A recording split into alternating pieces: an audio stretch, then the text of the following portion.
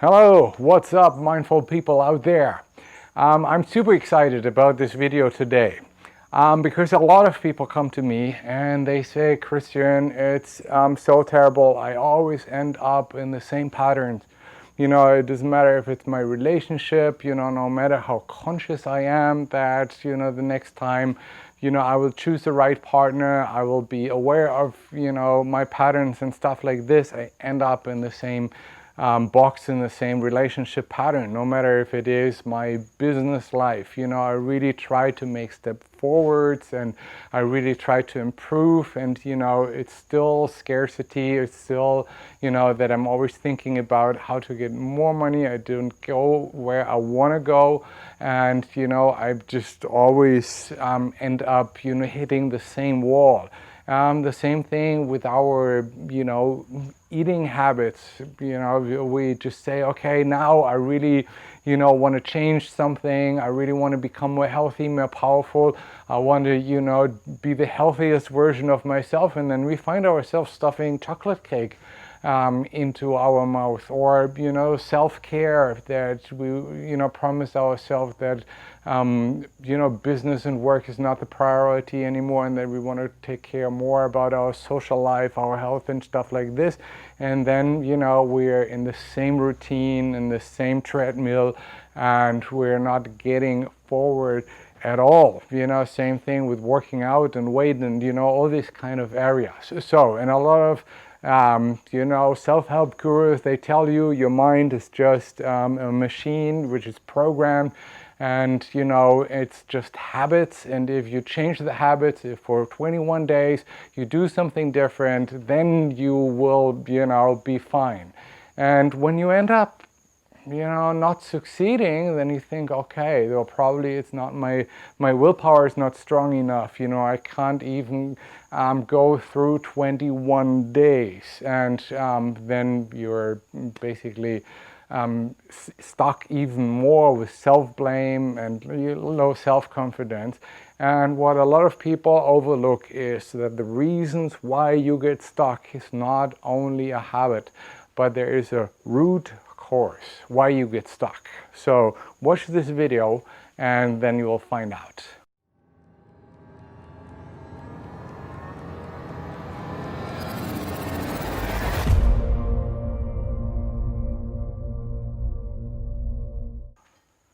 So if you made it up to here, you probably have already recognized that there's something in your subconsciousness which is blocking you from living the life you want to live, which is blocking you from getting into your full power. And the root cause of most of the people's problems are limiting self-beliefs. And you know, here in the Mindfulness Project, we had more than 5,500 people coming, and I would say 99% of the people here had limiting self-beliefs. To explain that a little bit more, why this whole thing is so important. So they made a research with children on the same age, and they let this large group of children write a test. And then the scientists were dividing them into an A class and a B class. And what they did is they put the same amount of good children in the test in each class, middle and not so good performing children in each class. So each class was completely had the same ability and the same mixture basically. But what they did is they told the teachers, the parents and the children that the A class children are the good children and the B class are the bad children.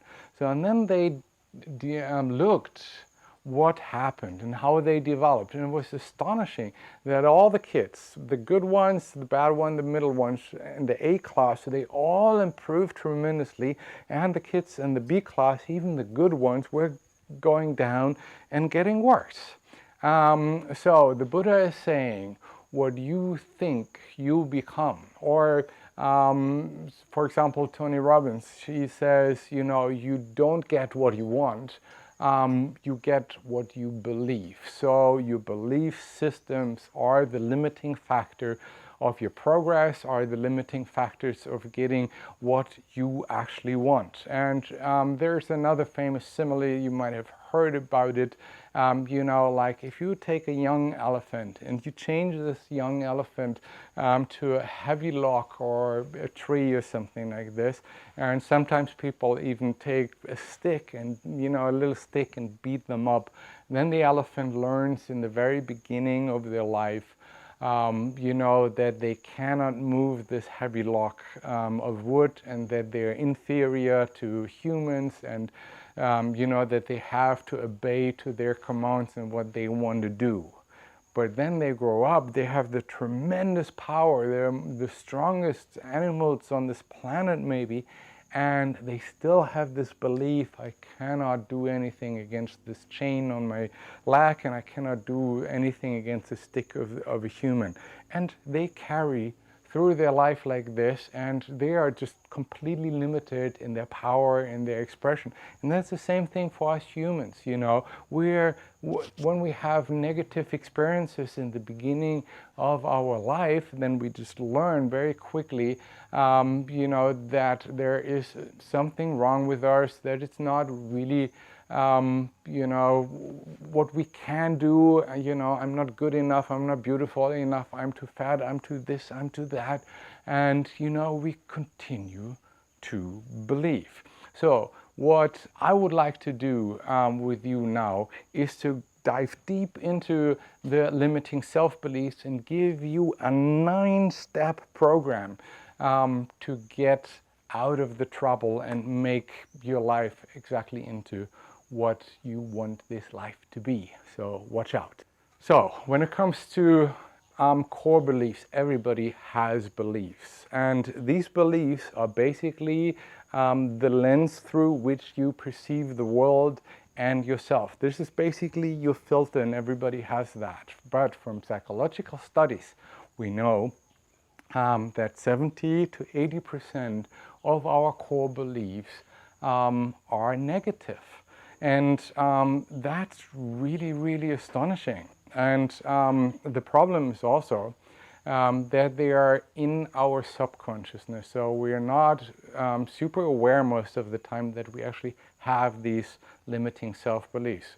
And the problem is, if you have a limiting self-belief, your subconsciousness will make creating the outer reality that it fits your limiting self-belief. So a limiting self-belief is self-fulfilling.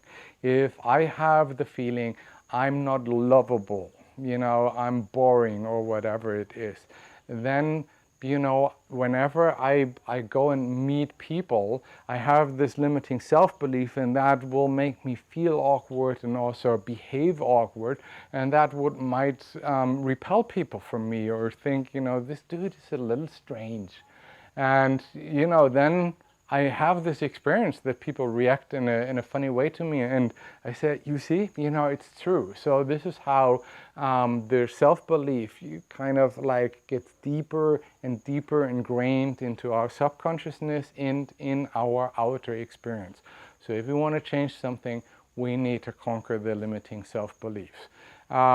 Classic examples, what a lot of people carry with them is, I'm not good enough, there's something wrong with me, you know, I'm stupid, I'm ugly, I'm fat, you know, nobody likes me.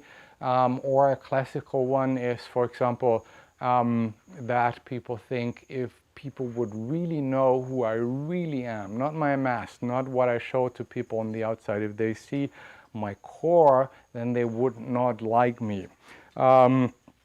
Then also these kind of limiting self-beliefs, nobody understands me, I don't belong, and all these kinds of beliefs we carry around with us. And probably you know quite a lot of what I have just said on your own.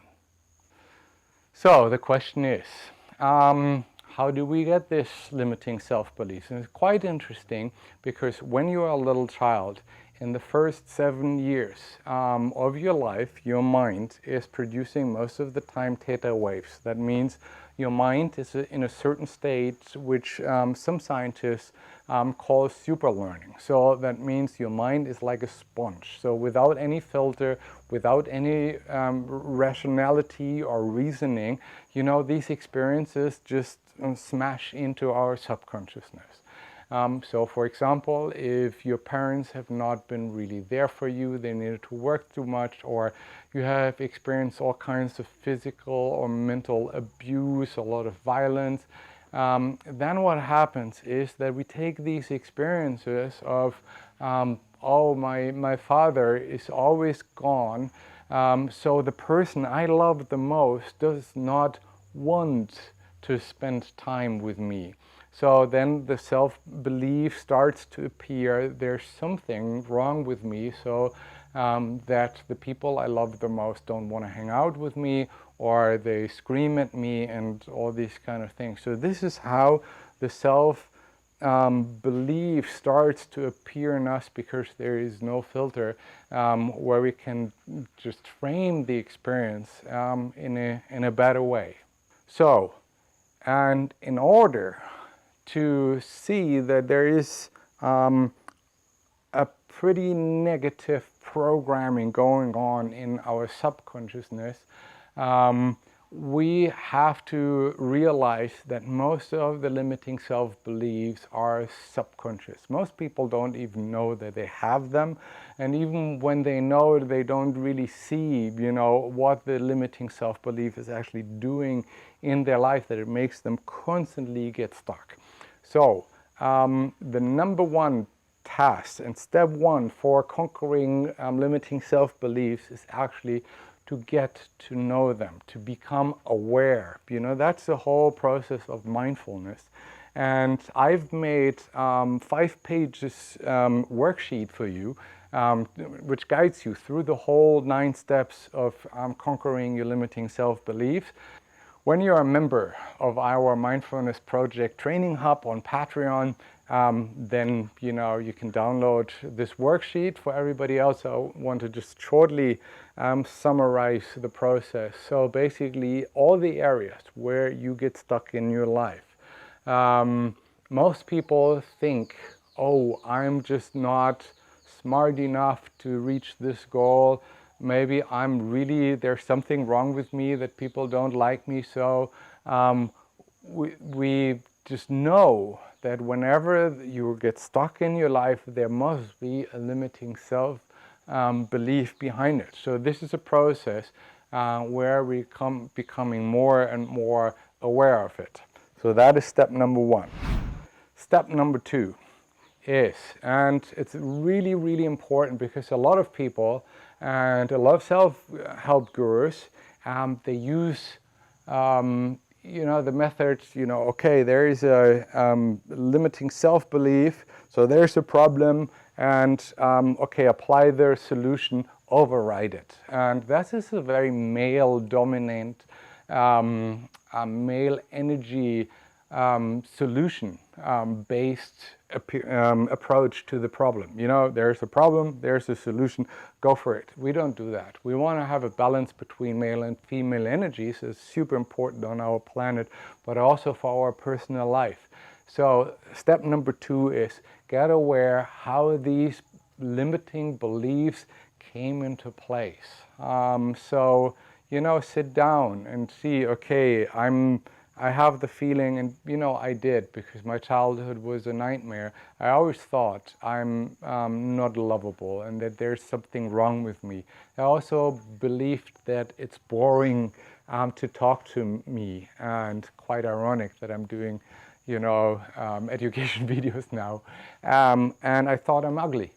And so I needed to sit down and really see what were the triggers, what were the situations in my childhood which triggered these limiting self-beliefs. Because if you want to go to the root of the problem, you cannot just rip it out. It just doesn't work like this, because there's one thing missing. which is super important for all our life, which is first apply self-compassion, that you radically accept what has happened to you. Otherwise, you will always just fight against your past. You will always try to be an aversion to what has happened. And only if you just manage to say, yes, this is how my programming came into place. This is what happened to me, and I accept it down to my bones. That these things are happening and that it's part of my past. Then it starts that something will open up inside of you, and self-love will come into place. And this is what is our best supporter on the way. So step one, get aware of it. Step two, get aware how these things came into your programming and apply self-compassion. It's always good to talk with friends about these things. If it's very emotional, also, think about getting help. Talk with our mindfulness local groups, reach out to people who can help you, holding you and being with you and, making you feel that you are okay the way you are. Step number three, another super important part, which is a lot of times overlooked. The next question is, what does this limiting self-belief serve me? So for example, in my case, I always believed I'm only lovable when I'm successful. I'm only lovable when, I'm better than other people. And I learned that, very early on, that people started bullying me, and because I was stronger, I was super good in sport, I was super good in soccer, then I gained the respect of people. And then later in my life, I didn't know what to do, and then I started, after my traveling, Brazilian samba music, and I made it happen that our band became super successful. And then later on, I started my own company, and it happened that I had 45 employees, that I was earning 125 euros an hour. And, like always, people were complimenting me so much. Christian, everything you do, you make super successful. But in this whole process I'm describing right now, I had to see that the fuel of my progress, the fuel of my success, was actually my own pain, my suffering.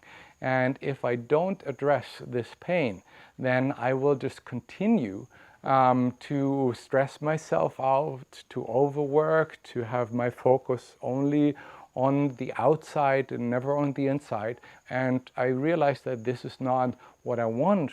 So I needed to find, the places where my limiting self-beliefs were actually the fuel. My ego was the fuel of what I was doing also good. And in order to let go, I could not just say, okay, let's let go of this limiting self-belief, because then your subconsciousness will say, hey, wait a second, I'm needed, this is just fucking awesome what we are doing.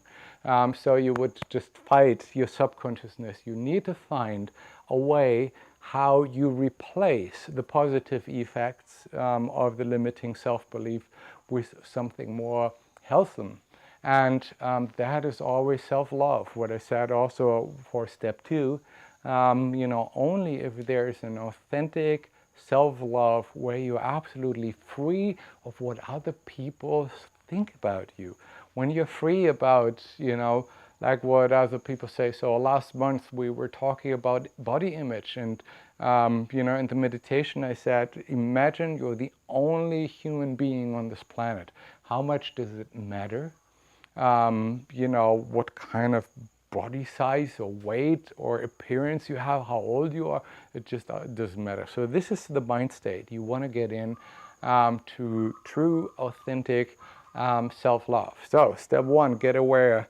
Step two, get aware of the root of the limiting self-belief. And then step number three, apply to see where does it actually serve me, so that you can really let go. Step number 4. And now, with the whole preparation and really making the ground for change, then we start to do what we call reframing or overriding the old programming. And remember what we said, as a child, all experiences just smash into your subconscious and without reasoning and without rational reframing, basically. And this is what we need to do now. So the reframing starts to take place when you see, okay, my mother or my father was probably super overwhelmed with life. That was for me the case. My mother was an alcoholic, and there was no reason why I should take the experience I had from my mother or from my father who ran away when I was 3 personal.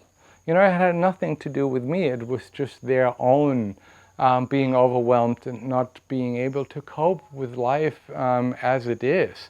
And a lot of children develop this kind of belief system: I'm too much, nobody can handle me, or I'm too bad, so this is why they were giving me shit and beating me up and all these kind of things. So what you need to do is to see, wait a second, there's no child good or bad, too much or whatever. There's only, people trying to raise children, and us trying to cope with life in the best way possible. So try to reframe, what has happened to you. This is also why it is so important that you know the trigger so that you can actually work with them now in this step. And to also see if there is a belief system that you take every possible rational experience to see that it's not true. So if you think, I'm not lovable, then think about your best friend. Think about what you mean to this person. Think about for a moment how much you mean to other people, how much, you are lovable. Remember the time in the Mindfulness Project where you can actually see, even when I'm in my worst moments, even when I'm in tears, and even talking about the shameful things I've done or I've experienced, that there are 40 people who love me and accept me the way I am. So bring that into your mind and see, okay, these are beliefs, not truth. And this is super important when you want to go through life, that it starts to sink also into your subconsciousness that you just were creating a belief, and that most of the stuff you have in your head is just a conditioned belief. So, and then start reframing again the experiences where they came from. That might take a while, and it needs repetition. It's really important that you work with this and ask yourself, how important am I for myself? Where do I put my power? Okay, so go and see that your limiting self-beliefs are just beliefs, and start to reframe it. Step number 5, and never underestimate this step. You need to make a conscious decision that now is the end where you let your past rule your present life. Because the intention, the decision making is super important. It helped me so many times in my life when, of course, you can imagine that relationships and intimacy is super difficult for me. And whenever I was just hitting the old wall, whenever I was in tears, whenever the belief system was so convincing again, that I said, that I was fighting and thinking, you see, I'm not lovable enough, my partner is just really going through the roof and can't stand me anymore, or you just suffer from a breakup, then you have to have this, and this is the male energy now, which you need at this point to say, no, I'm not letting the past rule my present, and just go for it. Good, be very, very strong inside of your mind. In the worst moments, this will help you a big deal.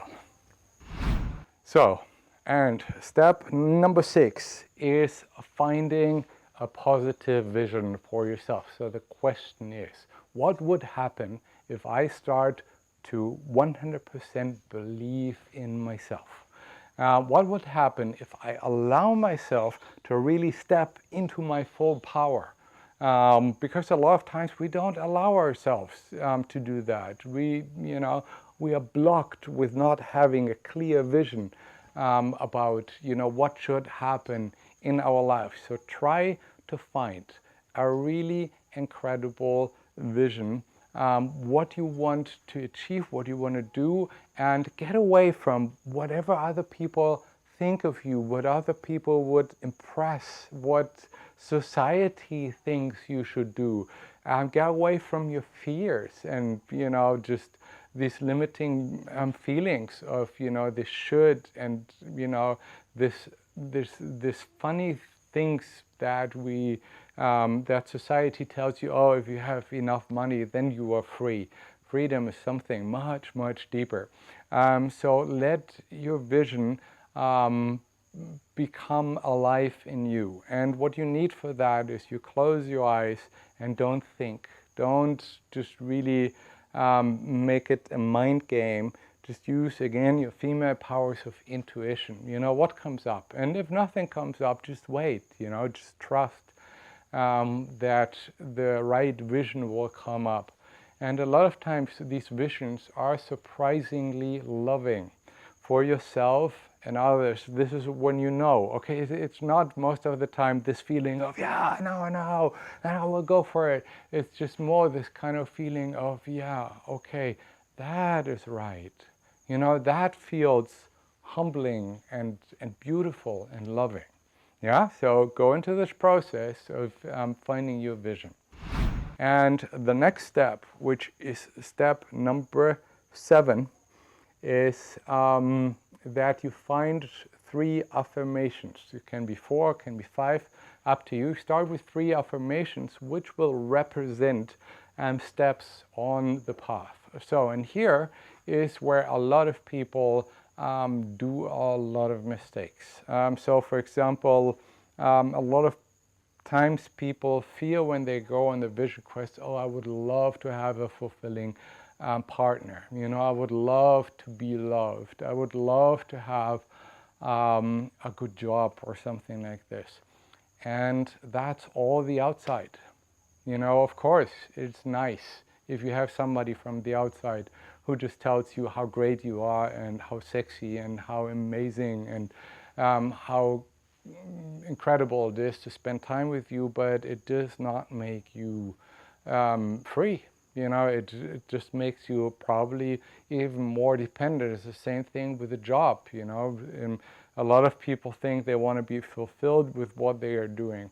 So what I recommend is, first of all, find a vision which is really connected with yourself and your heart, what you want to bring into this world, and that you use affirmations which are true already. So for example, a lot of people see, oh, okay, my limiting self-belief is I'm not lovable enough, and then they use the affirmation, I'm lovable, I'm so lovable, I'm really, and then again they create this fight between their consciousness and their subconsciousness, and they try to override, and it can work, but it's not the most clever way to deal with your subconsciousness. Use something where, for example, what I use a lot is I'm focused and I'm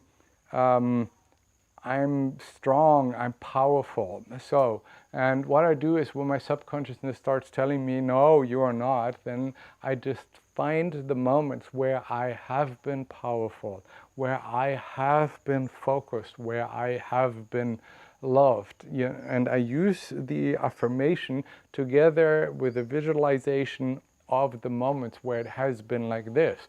And your subconsciousness cannot argue against these moments because they are there, they have already been happening.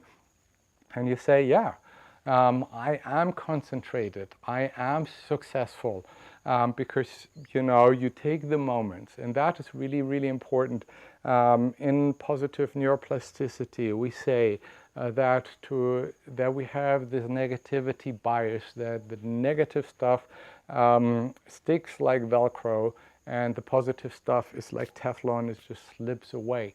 And you just bring up in your subconsciousness and your consciousness these moments where you're powerful, successful, lovable.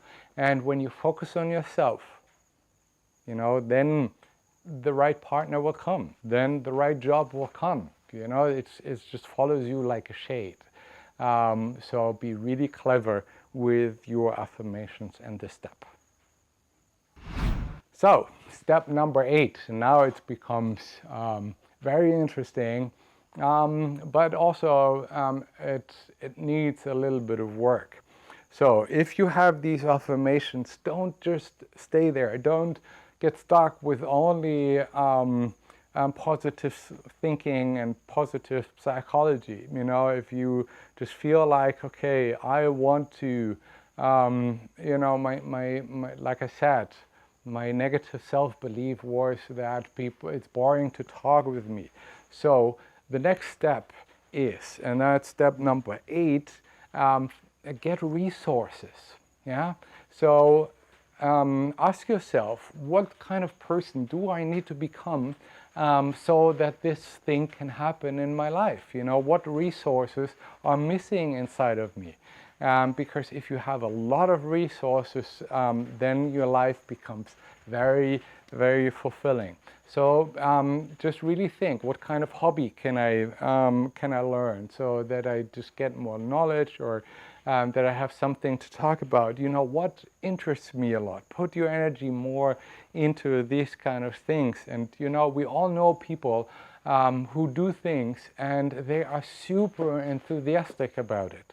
And you can just really feel the energy. A lot of times people come to me and say, Christian, it's so amazing how you run the Mindfulness Project. Yeah, because I let myself become enthusiastic and fall in love with what I'm doing, and I'm just really researching. I'm constantly trying to come up with new ways and learn from other people and get help and coaching and stuff like this. So get resources into your system by asking yourself, what kind of person do I need to become to reach my goal? Okay, and so now the last step, and that is also super important. Start acting. Yeah, so for the subconsciousness, there's nothing more convincing than an actual experience. Yes, if you imagine that something is happening in a certain way in your life, it has 80% of the effect of if that would actually happen. So this is a super powerful way to just really imagining and visualizing how your life will be, but then act on it. Just see, how can I get experiences which will just make me succeed. But I had to go out and speak to people, even though I thought I'm boring. I had to sit in front of cameras and give teachings. And so act, get out of your comfort zone and do the things you are most afraid of. And and don't be afraid of failure, because failure are just learning experiences. So just throw yourself in, jump into the cold water, and just try swimming. And sometimes we don't succeed. Sometimes we'll experience pain, but that is okay. That's part of our human existence. But you will see, you will get stronger and stronger and stronger every time you do that. And once you have the experience, yeah, I can do it, then your mind just really cannot say anything against it. So act, get out of your comfort zone, get out into the world and do whatever you think you do. There's a lot of people say, I don't want to dream too big, because then I will always get disappointed when these things don't happen. And I always say, why is that? Why don't you dream big? There's this saying, if you want to learn how to fly, you have to aim at the moon. Yeah, so you just really say, this is where I want to go, and then probably life will bring you like this, but you still learn how to fly. And this is the way I operate in my life.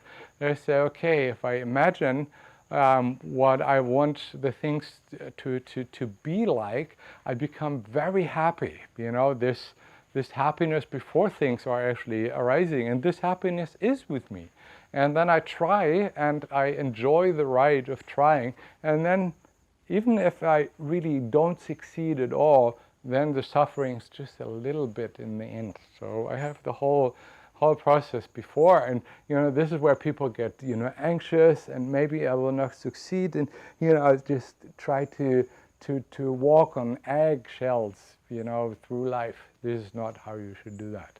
Okay, and the last thing is what I said before, where your energy goes, your life will go.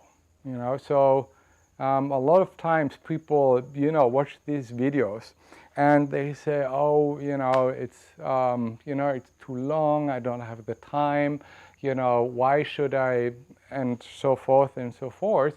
And then they get overwhelmed. But the question is, how much energy do you want to put into self-development instead of outside work or making money or just meeting friends or something like this? Really start to construct a base. And what I would like to emphasize, if you have your affirmations, when you wake up in the morning, your mind is in theta waves. So that's the best moment to repeat your affirmations. When you just woke up, you said, I am powerful, I am determined, I am full of love, whatever your affirmations are. And just repeat them a couple of times. That's the best time to do that. And then in the evening, before you go to bed, please start journaling and write down 3 things you have done which were nurturing you, which were helping you, which were making you feel better. So take in the good. That's a very, very necessary process which we should do really every single day. I do it. Take in the good. What has happened positively in your life? What have you made?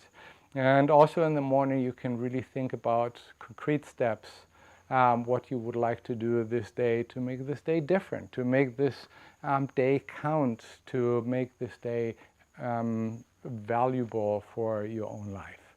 Okay, print out the sheets, start working right away next week.